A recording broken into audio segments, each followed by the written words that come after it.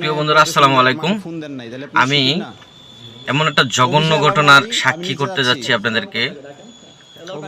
একজন মুসলমান মেয়ে এবং ওই মেয়ের বাসায় একজন হিন্দুকে সাবলেট দেওয়া হয়েছিল। সে সাবলেট থাকতো। সেই হিন্দু ছেলেটাকে অবশ্যই সে জানতো, যেহেতু সাবলেট দিছে, তার সাথে প্রায় 2 বছর সম্পর্ক ছিল। অবশ্যই সে জানছে যে ছেলেটা হিন্দু। সেই ছেলেটার সাথে সে শারীরিক সম্পর্ক করে ফেলছে এবং ছেলেটা তাকে বিয়ের আশ্বস্ত করছে। তো আমার কথা হইল, ভাই, তোমাকে বিয়ের আশ্বস্ত করলো এবং তুমি 2 বছর সম্পর্ক করলা, এর ভিতরে কি তুমি জানতে পারো না সেই ছেলেটা হিন্দু?